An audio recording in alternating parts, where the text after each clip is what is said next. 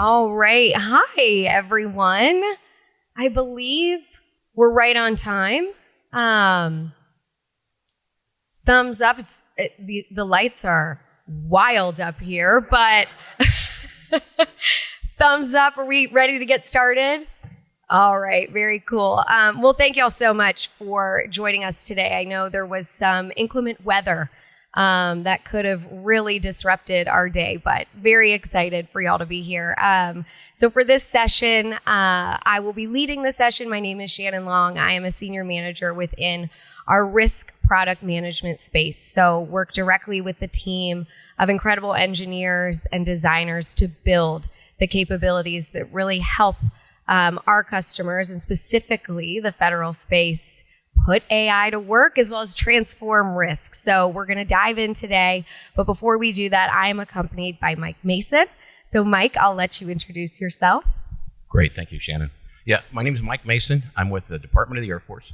That's both the Air Force and the Space Force. And I'm I'm not a technologist. So she's the smart person. I'm just a pretty face on the program. That tells you where we're at. But anyway, I'm in the financial management realm, and basically I do risk management and internal controls for the department, and that's where we got into the ServiceNow thing, and it's kind of a fun journey. We love talking about it, but I really love when people engage and say, "Well, what are you doing about this?" or "Have you thought of this?" Because I learn more from everybody that's out here than I ever will, just trying to work through the product. So please, I'd love it if you were engaging and challenging. And if I can't answer it, I'll just pass it to Shannon. Thank you. Awesome. Thanks, Mike. Okay, so for today, we're going to talk about the risk product portfolio, but really lean into how we're adopting AI, how we're bringing those operational efficiencies. But we hold a very unique mindset. As exciting as AI is, right? We're still risk and compliance professionals, so we always naturally hold that fear of, can we trust it? How risky is it, right? I'm sure everyone today performed an internal risk assessment. What do the roads look like? What kind of vehicle can I drive? How am I going to get there safely, right? Risk assessment. So before we jump into that, again, thank you all for being here. The ServiceNow platform is really leaning in and investing in making sure our AI capabilities are touching every corner of your business, of the federal government, to make sure that we can make your lives easier and have an enjoyable, efficient day to day. So how we're doing that, really three main themes you'll hear throughout your entire day today, but first and foremost, AI agents. So we'll talk a lot about AI today, as I mentioned, but there's so many different types of AI, and it's moving really, really fast. I mean, just yesterday, I was talking about generative AI and was corrected that, oh no, we're talking agentic AI now. So we'll level set on all those AI models that exist within the platform and how you can take advantage of them. But next, and certainly really, you see all the commercials, the data being really the foundation of all this great innovation and intelligence, but it truthfully is really the cornerstone and the backbone in mitigating risk appropriately, proving compliance effectively. So the data is so important. And then last but certainly not least, workflows. So we'll talk about the native workflows that are provided in our product and really how the Air Force has adopted those workflows as well. So here we are, Mike the pretty face, me the smart one apparently. All right, quick safe harbor because we do have some roadmaps, and this is our first area of proving compliance to any of the validating functions in ServiceNow.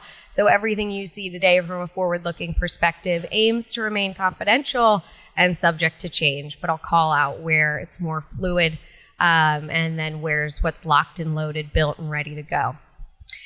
So let's jump right into it. So getting started, first and foremost, why? Why does ServiceNow offer an enterprise risk management solution for all industries and specifically the federal sector?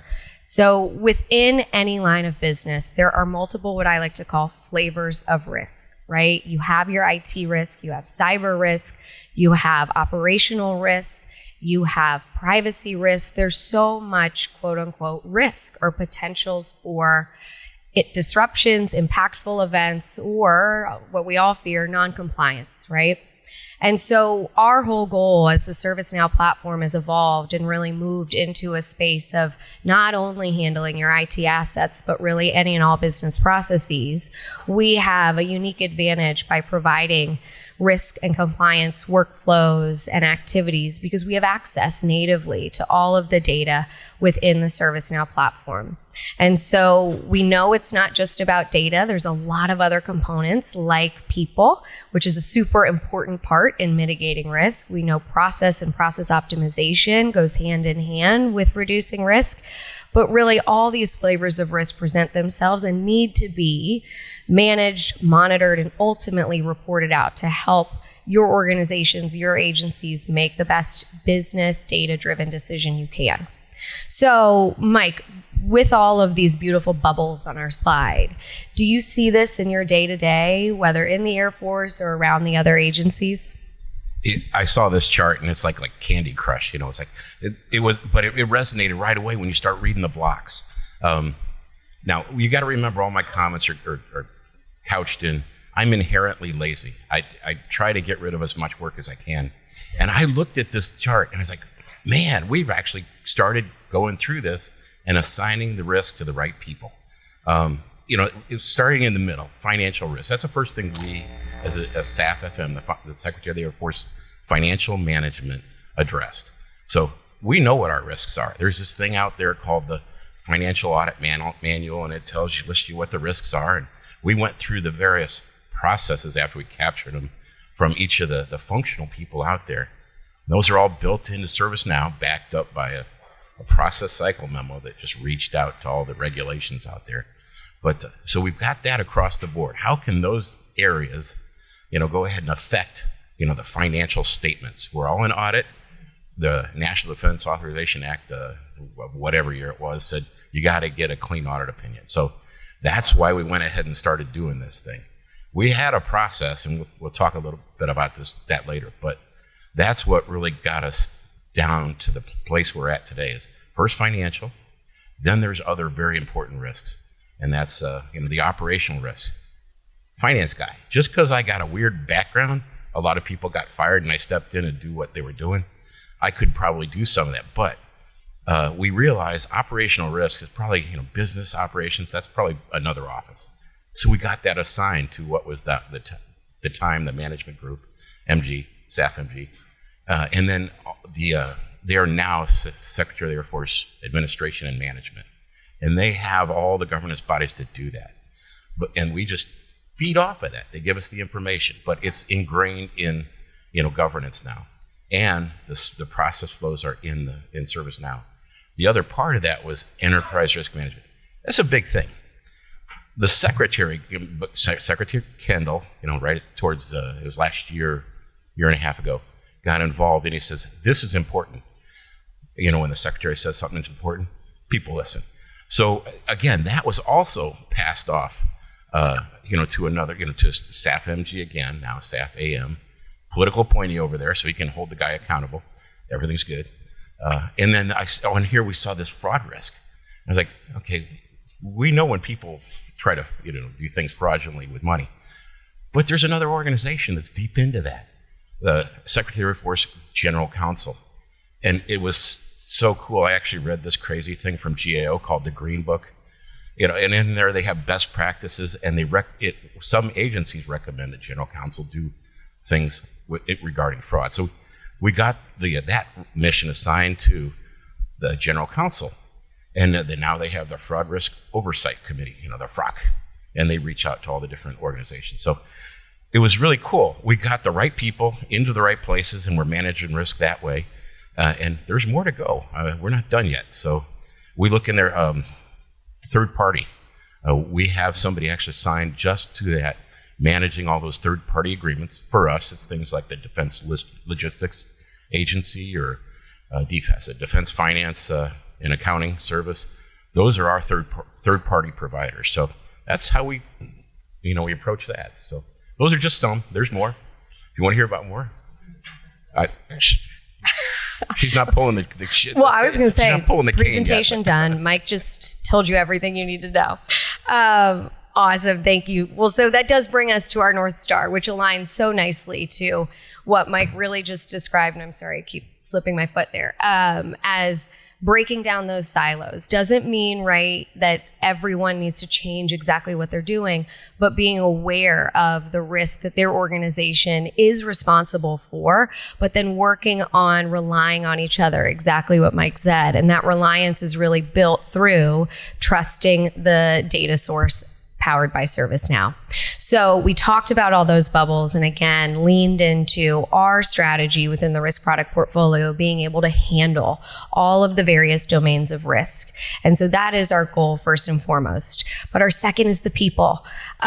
Technology is only as good as the people feel using it, right? If anyone saw Coach K's keynote, he talked a lot about feeling, and that holds so true. We all are accustomed to getting updates in our personal devices and phones whenever we have that. I'm an iPhone user. New iOS update, I'm like, okay, what color are the text going to be? Blue, green, yellow, what are we looking at?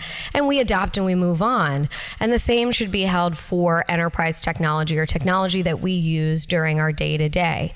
And so we have a keen focus on the users of the platform and the users of our product portfolio, and that user can really range. It can range from the experts like Mike, the practitioners who know the ins and outs of best practice and are responsible for reporting, but it also can be what we define as the first line or a business user, someone at the agency that owns an application or owns a business process. They need to provide the evidence, right, when that upcoming audit is happening, but they're not the risk or compliance or audit professional. And so we want those ranging groups of personas to have an intuitive experience on the platform. So we've made some great investment there. The third component, and Mike stated, is those external factors, right? Regulations change, regulations emerge, new relationships form with suppliers and contractors and IT vendors, and all of that can play a part in exposing more risk for the organization or mitigate that risk. So the external factors, the ongoing proactive approach to compliance and regulatory requirements is a big focus for us in the product portfolio. Last, but definitely not least, our end goal is always to report with trust, report with confidence, and report in real time. The days of updating an audit report only for it to be a month worth of stale data is not impactful anymore and doesn't bring anyone value. So our capabilities and all the workflows that exist on the ServiceNow platform really allow the real-time insights into your risk posture compared to your appetite or into your compliance standing, even if it's against a framework. So for those of you who are not familiar with the product portfolio, and I built all this out just to keep us moving, this is the portfolio as it stands today. So a lot of great applications there at the top level, and those are where the native workflows are going to sit, where your data is housed, your risk and compliance data is housed. But when we talk about the product, we talk about a couple applications working in a bundle, if you will. So our integrated risk management product allows our customers to use risk management for assessments and monitoring, to use policy and compliance management to house all those organizational policies, house all your internal controls. Those can be mapped to regulations and frameworks. And then, of course, if those regulations change, we have a product referred to as regulatory change management to give you insight into how that change is impacting your potential compliance and working through workflows to implement necessary changes to controls and policies. And then all that great work needs to be validated. So we have our audit management application. And then last but not least, in the integrated risk management bundle is operational resilience, which is a newer product, but really focuses on the proactive approach to how you can maintain resilience when there are impactful disruptions.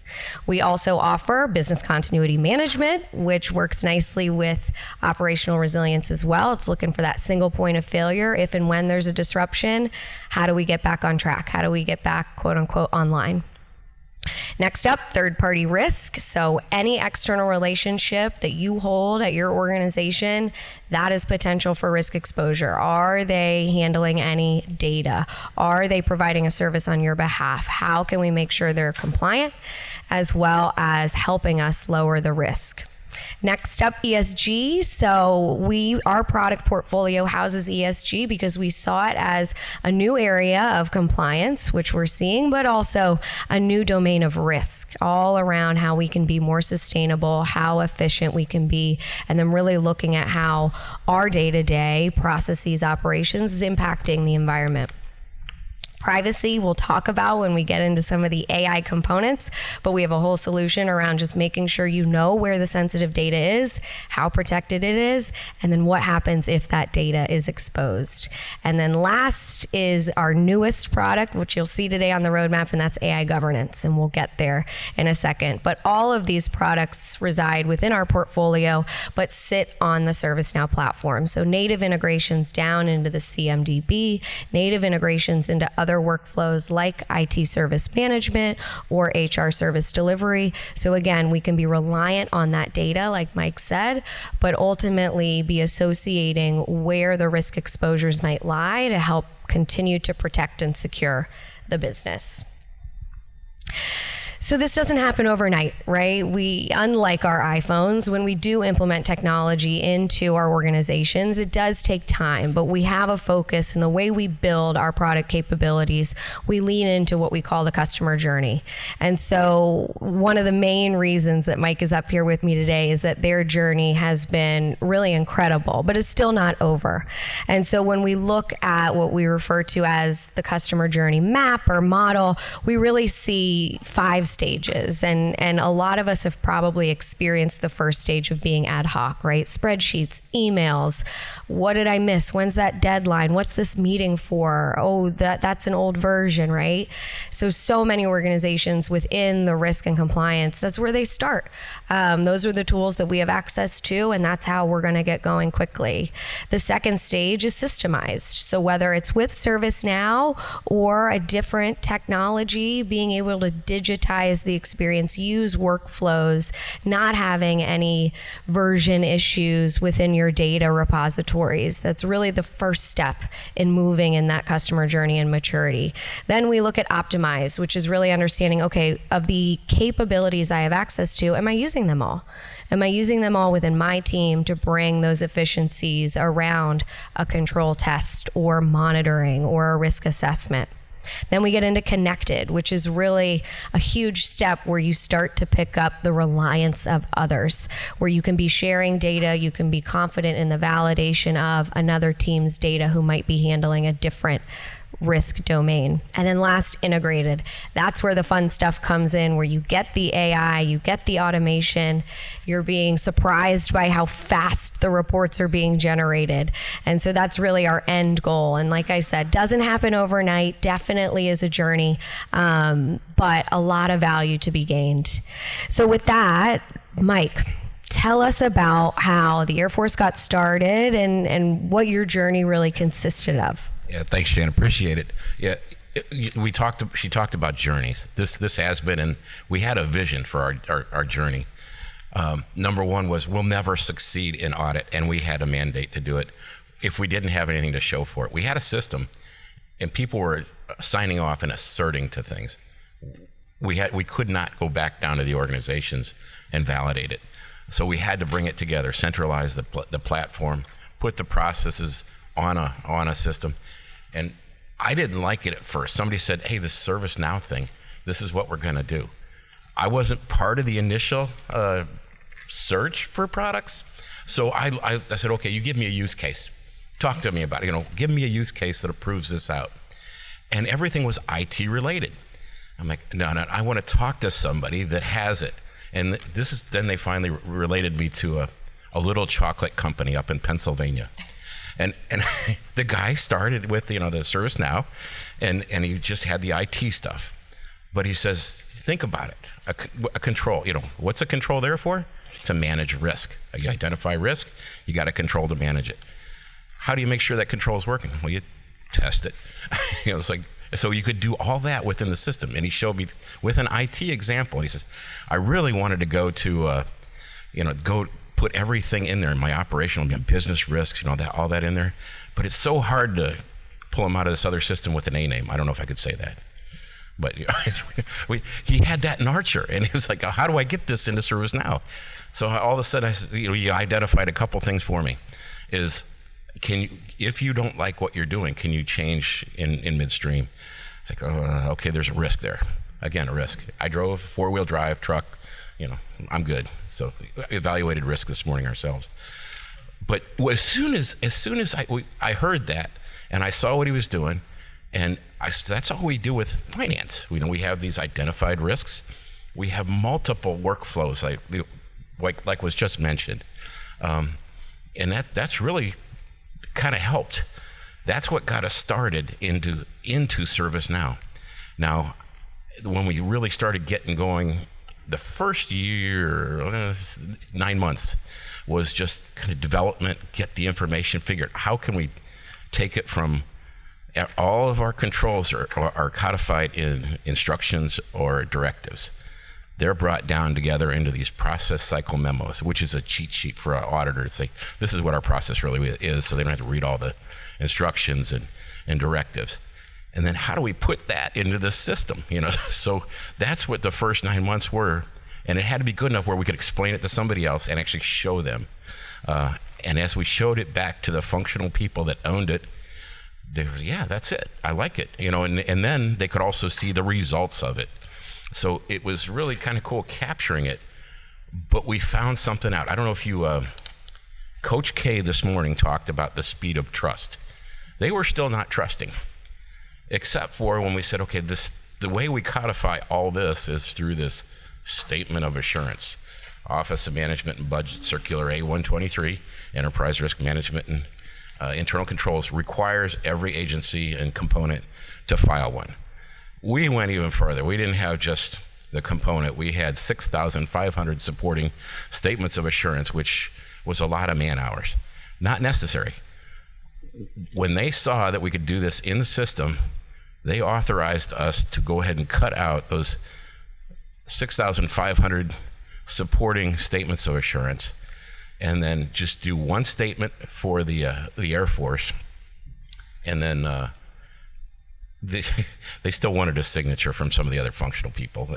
The MAGCAs, our major commands, and our field commands out of SpaceCom, and then also a couple of direct reporting units and the two-letter, the policy holders that owned the policy. So we're down to 59 now. 59 supporting from 6,500. That was a big deal. That was 142,000 man hours at a minimum. I didn't want to overblow it because somebody was going to fact check me. So, but I think it's more. I'm not kidding. So that was great. That really accelerated how we could test, evaluate, and improve where we were at. The cool part about this was, you were talking earlier about trusting the data. It was the functional users, the people whose process it was, that were in there validating the data, looking at the results of the data, and they said, yeah, that's right. Yeah, they had to justify, validate it. And then at the end, as far as speed, we could go ahead and press a button, and we've got this wonderful higher headquarters, and anybody that's been in the military or agencies realizes everybody hates their higher headquarters. I wouldn't say that about the Office of the Undersecretary of Defense Comptroller, but they're really late in getting guidance out. And the guidance for the Statement of Assurance, the handbook, usually it's halfway through the year and we don't have a signed copy. But you think about people that have a system, ServiceNow. We were actually able last year to make adjustments for late guidance in the system so that we could meet the regulatory compliance offered down. So it was amazing. That doesn't normally happen that way. So you talk about agility, one of the A's in leadership. We were much more agile because of that. It was fantastic. We have quite a ways to go, though. The areas that we're kind of not there yet on are the operational. We're still pulling information from another system that's out there. It's manual entry. It's not, there's no required fields. I even noticed, I tried to pull some data yesterday because I wanted people to know, where did you fail in control testing? And there's no standardization on the terms. It's like, darn it. I missed a great opportunity, but I had it all. So we have some fixes to go in there, adjustments in titles, and force, a little bit of a standardization. So today, we over 2,000 risks are in there. That continues to go up and down. We notice that many risks are similar. Well, why do you just identify the one, link them together, you test less? That's another huge thing this year that we're just starting. And so that OMB A123 I mentioned earlier doesn't require you to test controls every year, all of them every year. We have to right now because we're in audit, but as soon as you test, and our standard was you test it good for 2 years and there's no change, you can put it in sustainment. Then you only have to put it once, or test it once every 3 years based on risk. Well, we've identified the risk for every one of these. You can make that judgment now. I have all the data to show. I do have data from, I think it's 3 years now, that shows what tested positively, and what the results were, and they can look at they can reperform. We were not able to do that before. So that everything is there to make it sure you can take a look and make that judgment I'm not going to test this for 3 years because it's fairly low risk or medium risk. And that reduces your manpower, your workload. That's helping us right now because we don't have enough people to do this. There's another layer to that. I can talk about that later. It's not that's a system, it's manpower. We're using our audit agency under different procedures to help do this because I don't have enough people. But that gave us 80 more people across the Air Force, at different times to help do this testing and some of the evaluations. So there's a lot of different things you could do. And when they get a hold of the data, it actually helps them. Where are the areas that we might want to look at? And they're looking, to do an audit. I'm going to say I know nothing about that, but this isn't recorded, right? Oh gosh. Actually, I do think it is. Okay, well, I'll stop there then. That's okay. Awesome. Well, Mike, that's incredible. And I flipped to the slide without announcing, but the Air Force has really seen some amazing value. And because of the value seen, even more ideas. And Mike, when you mentioned, we see risks, the number of risks go up and down, and some are duplicative. Might have some AI to help you with that. So let's pivot really quickly and really just spend some time on our AI strategy and risk. So from today, we are very much talking about artificial intelligence, but ServiceNow is not new to this space. We've been investing in this space on the platform really since 2016 in various models. And when we look at the risk side of the house, we hold a pretty simplistic strategy around how we will adopt AI. And that's first understanding the quick wins, understanding where our customers' pain points are, like duplicative risks, and getting capabilities out there that can really be helpful from day one. But where we're looking long term is understanding not only how we can bring operational efficiencies, but how we can tackle workloads that feel impossible. Like if you said to an auditor, if you said to someone within the agency, you need to test every single control transaction, they'd probably quit right on the spot, right? They'd say, no, I need a sample size.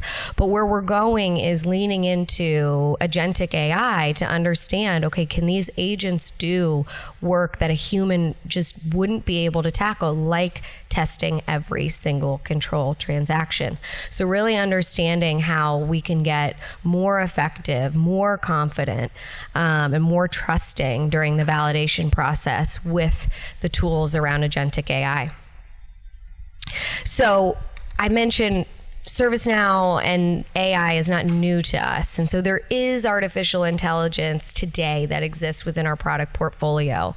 And so these are some of the use cases that we offer. Now, I'll state that the use cases we offer lean on artificial intelligence, mainly machine learning and natural language understanding, as well as generative AI. So we're not in the agentic space yet, but that's where the roadmap comes in.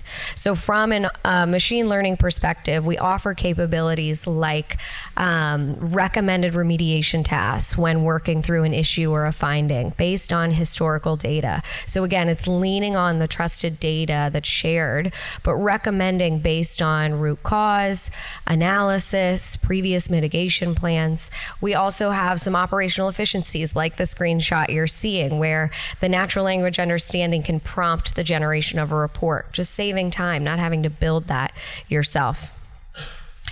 But when we look forward, and with 6 minutes left, we're getting into the good stuff. So I'm going to build this out for y'all in case you like to read ahead. But where we're going, right?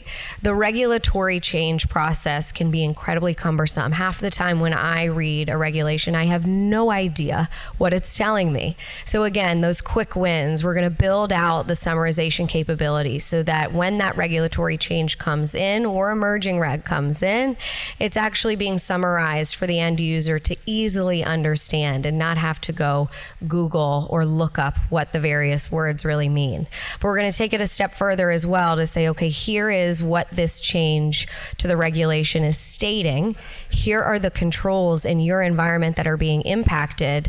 Last step, here's the generated recommendation for your organization to make to be able to stay compliant. So really allowing all of those insights to be prompted in a matter of seconds so that, again, you're saving time and the workforce really can be freed up from a lot of in-depth research. Similar to the control side of the house, I'm going to pop over issue summarization. That's been released, pretty straightforward. But from the control side of the house, similar to what Mike was saying, we're going to do this with both the risk register and the control library, but continuous scanning of your controls, of your risks, understanding if and when there are duplicative data points in your environment, but not only prompting, hey, these two controls are saying the same thing. The end user says, thanks, but here's how we recommend combining those control objectives into a common control so that both duplicative controls are still being met, but you're only testing one control. Same thing on the risk side. So really leaning into that continuous governance of your data, but recommendations for efficiency and clarity on the control side and the risk side. Last couple we'll call out into the BCM space, right? Recommending plans. How nice would it have been for all of our organizations when we knew snow was coming to say, hey, here's the recommended mitigation task. Start 2 hours later. Oh, great. Thank you. Send that email out. So really leaning into those operational efficiencies. And then when we look at the third party space, formatting a mindset and approach of, okay, with our relationships we have, we can send them 1 million assessments all day. That's only preventing them from getting going on their work and on the agreement we have in place in terms of service. So why don't we switch the mindset with, hey, send us your SOC report, send us your last audit report. We will only come back with what else we might need. So using agentic AI to scrape that data, answer those third-party assessments automatically, and then prompt the third-party risk manager with, hey, we're still missing information in these areas or these categories. Let's send the assessment out. So again, a lot of efficiencies, a lot of agents dedicated to the work that humans really can do, but might take them longer because of how in-depth and how critical the reviews are. So, Mike, with that, and I know we're coming up on time here, but do any of these resonate? You know it. Each and every one of the components has an audit roadmap. Here's where we're going. Each one of those has a corrective action plan to it. We've learned just through beating our head against the wall, you don't need to do every one of those corrective actions to move down that path. We don't have to, there's material weaknesses out there, there's significant deficiencies. If you downgrade something, good enough, move on. Go to the next most important thing.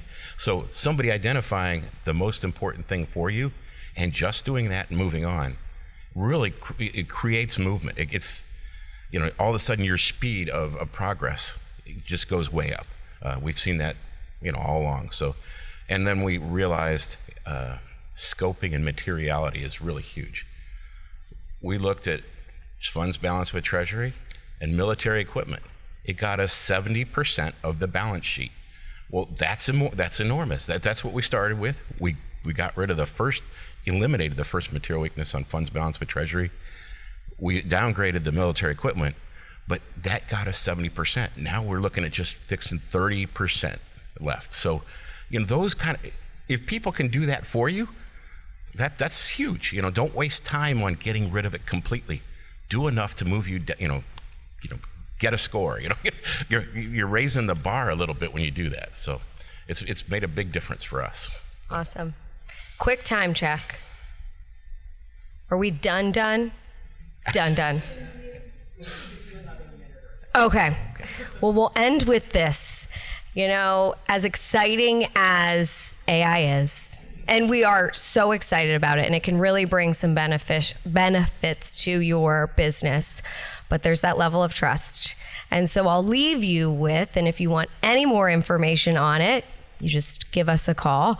But we are spearheading the insurance around the AI models brought on the ServiceNow platform and cultivating an end-to-end solution referred to as AI governance.